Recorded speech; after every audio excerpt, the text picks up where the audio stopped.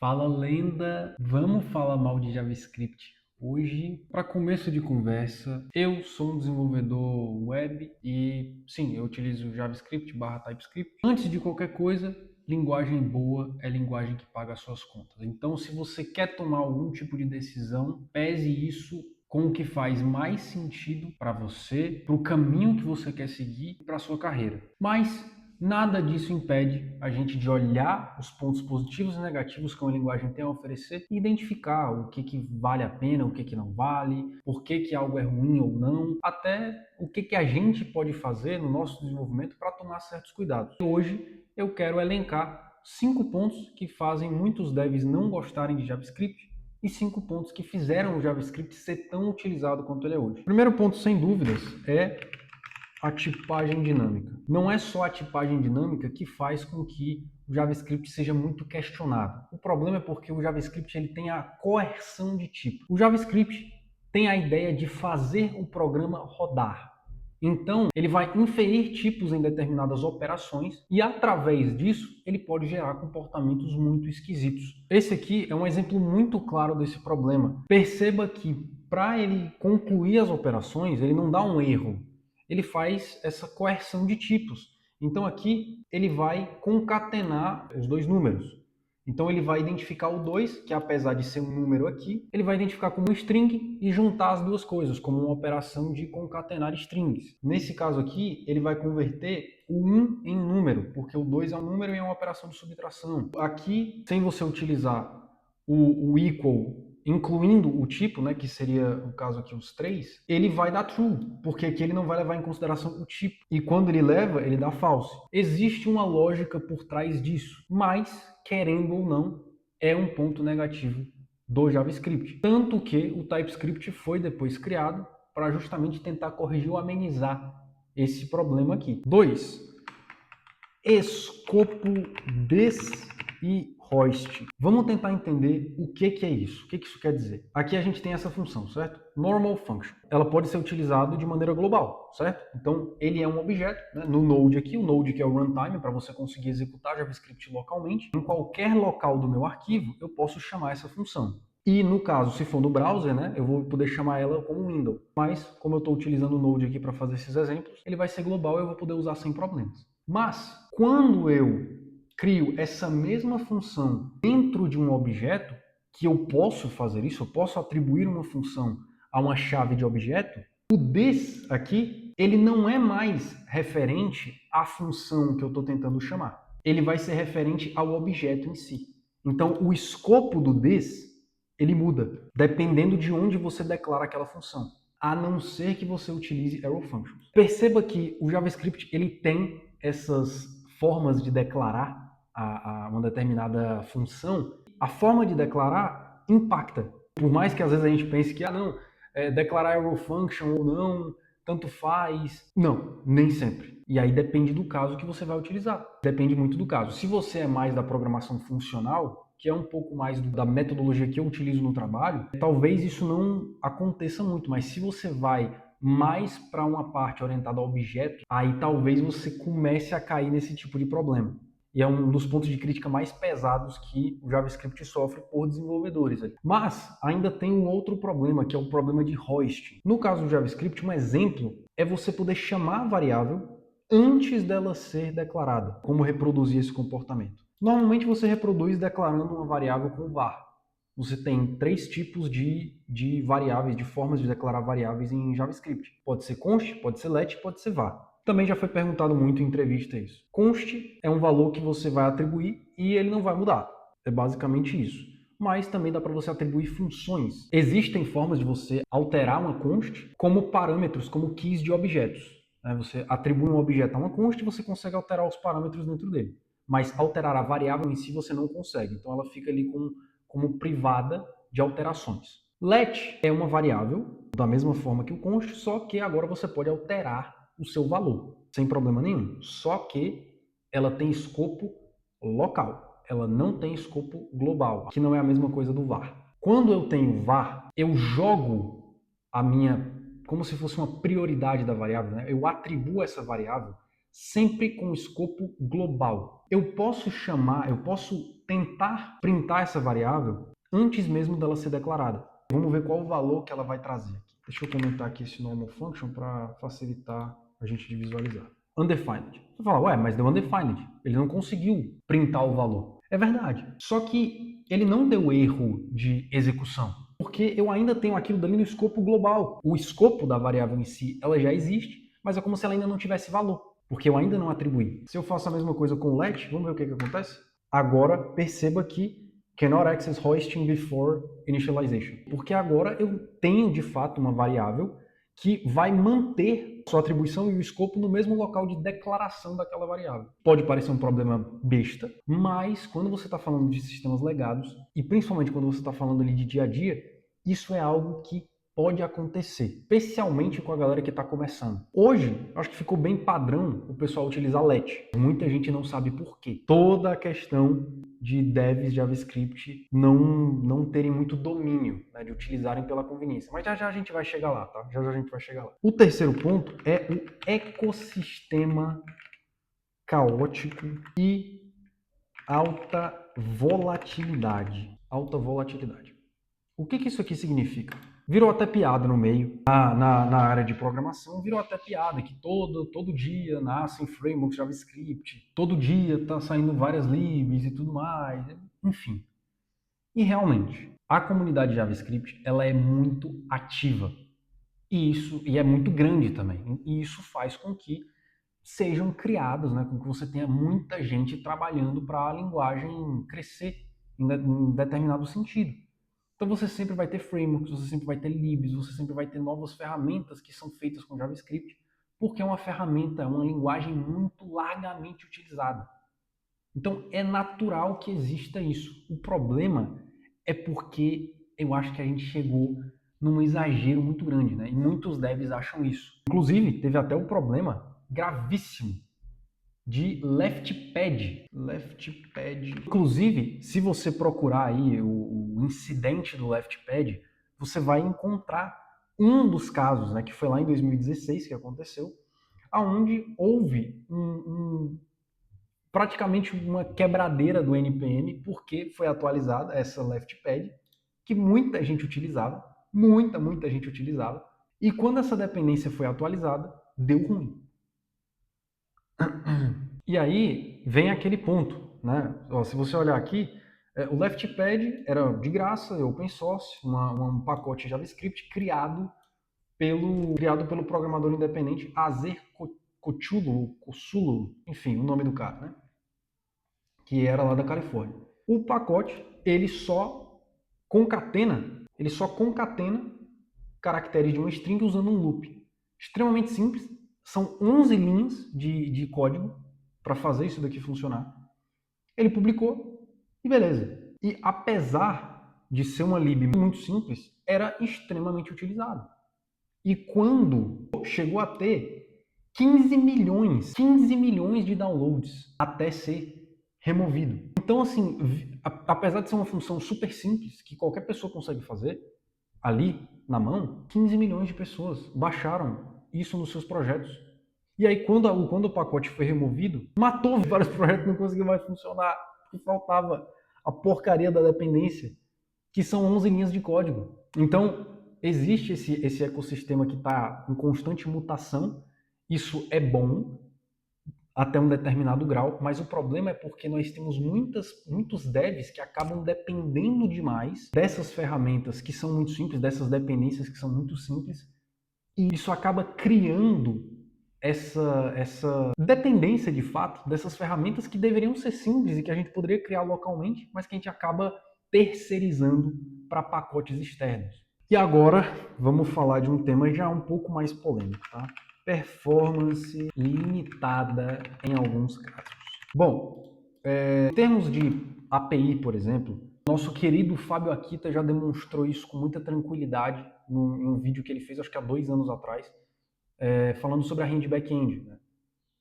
E é possível você ter a mesma performance com back-end Node e um back-end em Rust, por exemplo.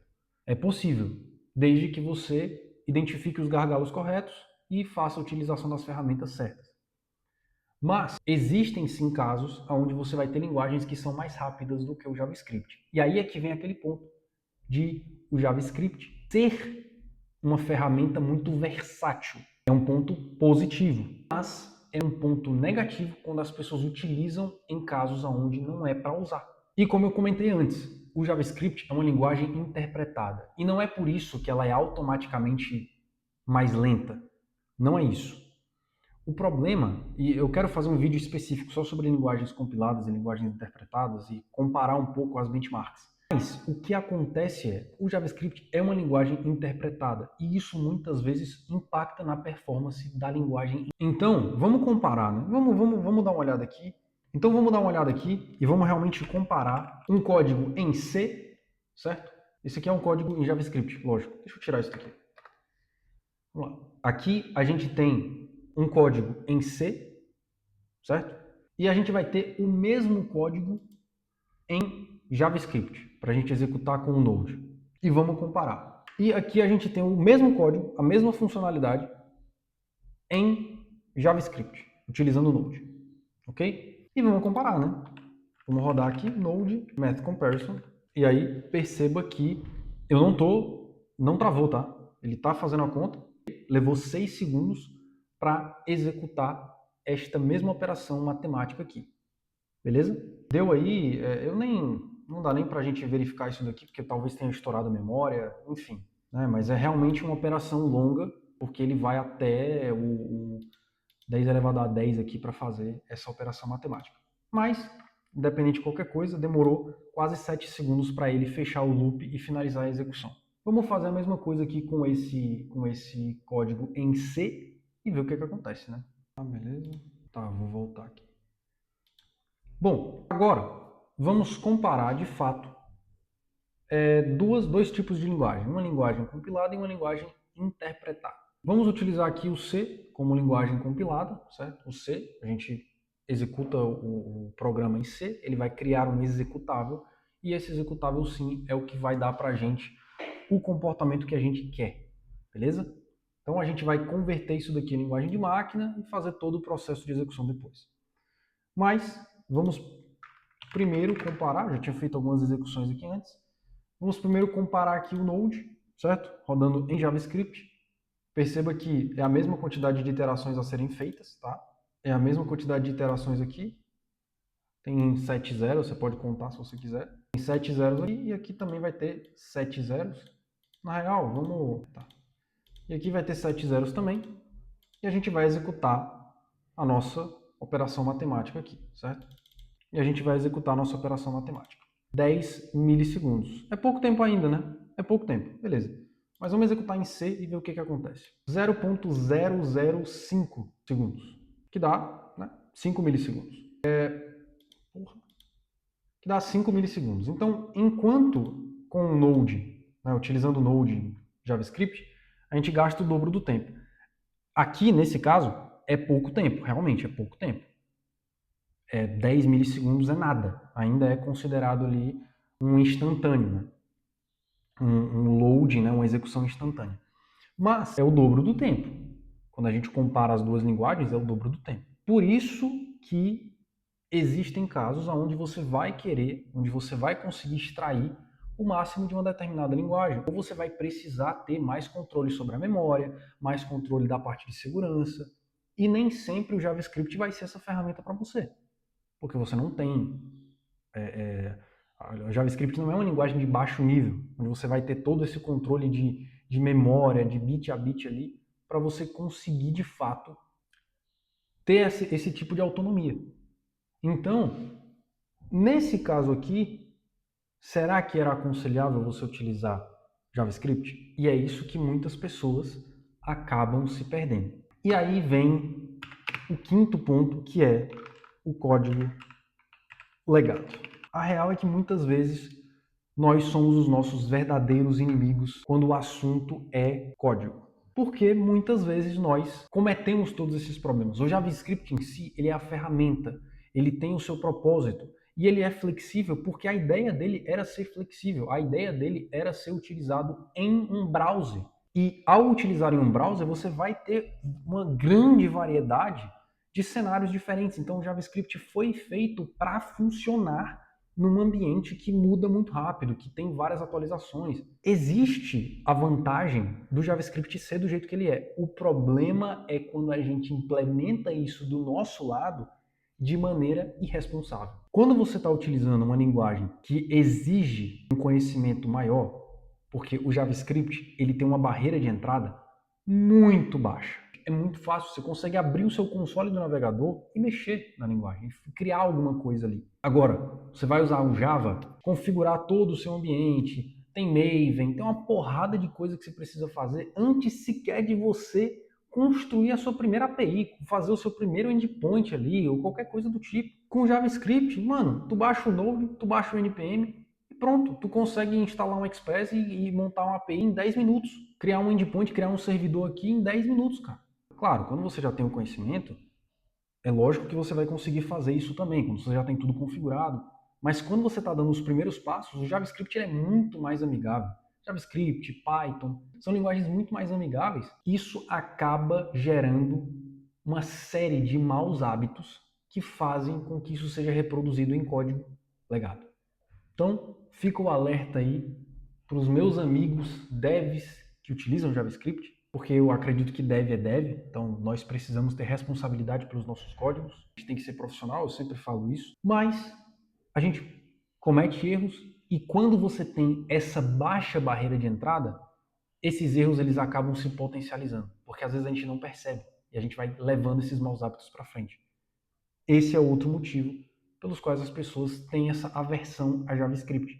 Não é ao JavaScript em si, é pelas pessoas que utilizam ele de forma irresponsável. Mas a gente também tem os motivos pelos quais o JavaScript é utilizado. A versatilidade faz com que o JavaScript seja a grande porta de entrada para novos devs. Eu posso, com o mesmo nível de conhecimento, fazer uma API, fazer um front-end, porque eu posso com o mesmo conhecimento de sintaxe, de tecnologias e configuração de ambiente, fazer um front-end, fazer um back-end, fazer uma conexão com o banco de dados, fazer tudo. Claro, isso é necessariamente bom?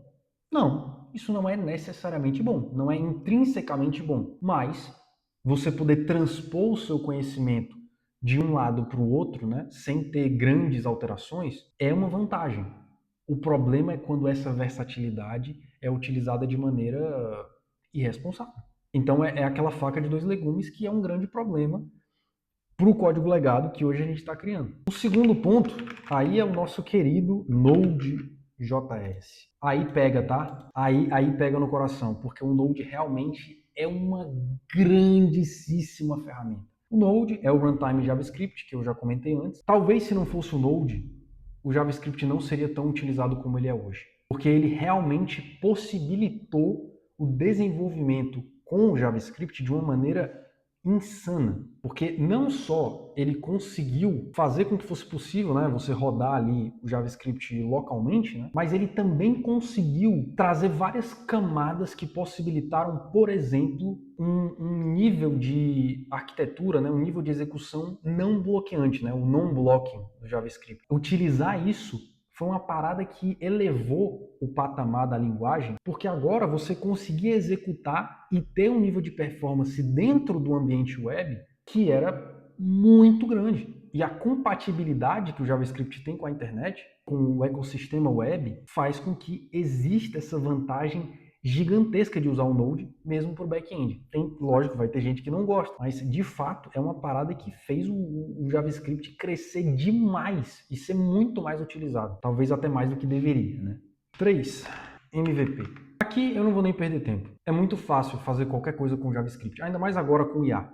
Então você fazer um MVP é muito rápido, é muito fácil. E fazer isso com a integração e compatibilidade que o JavaScript tem com o ecossistema web, como eu falei antes, cara, isso daqui dá outro nível de relevância para a linguagem. Qualquer startupeiro vai conseguir começar ali a sua nova ideia, o seu novo unicórnio com muita tranquilidade, com baixo custo, com uma velocidade gigantesca, que é tudo que esses startupeiros adoram ouvir. Que, é por isso que o JavaScript é bom.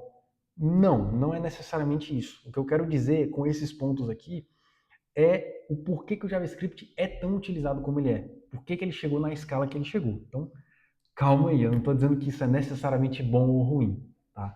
Complementando o primeiro ponto aqui de versatilidade, é que hoje é muito difícil você imaginar qualquer coisa, qualquer desenvolvimento web sem JavaScript. Você acaba tendo uma proporção de mercado muito grande. Qualquer empresa hoje, qualquer empresa minimamente grande vai ter um site e provavelmente vai ter JavaScript no meio. Então você vai ter muitos devs vão por esse caminho. Por isso que eu comentei no começo do vídeo que você não deve tomar decisões para a tua carreira com base em hype ou algo do tipo. Você tem que ter calma. E aí hoje a gente tem JavaScript sendo utilizado no front. Ok, é uma utilização ok. JavaScript sendo utilizado no back. Já começa a ser mais questionado. JavaScript sendo usado em desktop. Você tem um Electron, por exemplo, que te possibilita fazer isso. E aí? Positivo ou não? JavaScript sendo utilizado em IoT. Faz sentido utilizar JavaScript quando eu quero algo real-time ali, e reagindo a eventos, programando sensores? Será que faz sentido? É complicado, mas acaba ficando muito mais vantajoso em termos de espaço de mercado. Por isso que muitos devs vão por esse caminho. E a parte 5 é a comunidade. Eu comentei na parte negativa aqui também o ecossistema caótico, né? Vem por conta da comunidade. Um ponto positivo e um ponto negativo ao mesmo tempo, porque tendo uma comunidade muito forte, muito grande como é a do JavaScript, você vai ter muito suporte, você vai ter muita documentação, muita discussão sobre isso. É muito difícil você ter tido um problema que só você teve. É praticamente impossível dentro do JavaScript. Alguém há 10 anos atrás perguntou lá no Stack Overflow e alguém 10 anos antes já tinha perguntado a mesma coisa e está respondendo a pessoa lá.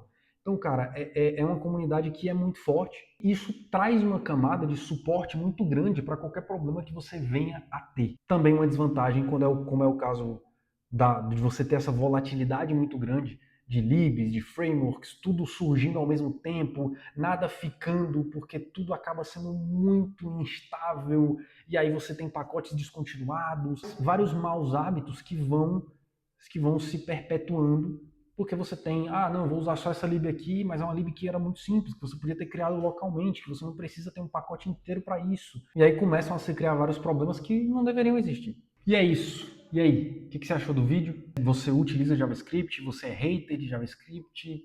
Peço que você deixe nos comentários. Linguagem não merece a sua torcida. Linguagens são ferramentas. Se hoje o meu chefe chegasse para mim e falasse, Juan, olha, a gente vai usar Go. Tá bom, sabe o que eu ia fazer? No exato segundo, eu ia começar um novo projeto. Eu iria fazer todo um processo de estudo da linguagem, entender a sintaxe, entender o que eu precisaria fazer, quais são os principais frameworks, o que a gente vai utilizar. Não importa. A linguagem em si, ela não importa.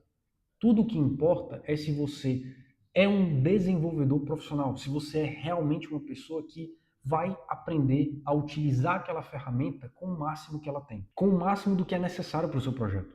Meu nome é Juan, sou desenvolvedor já há um bom tempo aí, sou dev brasileiro, estou morando em Portugal, me mudei para cá recentemente, estou tentando trazer esse tipo de vídeo aqui toda semana e até o momento tá bem legal. Vou deixar na descrição o link de outros vídeos, você pode conferir no canal, já tem várias semanas de conteúdo aí muito produtivo, que está sendo incrível trocar ideia com todo mundo que vem, comenta, a gente sempre debate alguns assuntos, sempre tem algumas discussões legais, especialmente sobre a parte de segurança, é algo que eu quero trazer um pouco mais disso também, mas se você tem ideias de outros conteúdos, né, de algum tópico específico, eu peço que você deixe nos comentários. Por hoje é isso, eu peço que você avalie o vídeo também e se inscreva no canal, a gente está perto aí de 900 inscritos, pelo menos até o momento que eu estou gravando esse vídeo. Espero que a gente já tenha chegado nos 900, mas se você quiser dar outra força aí, também vou ficar muito grato. É isso, por hoje é só e até a próxima.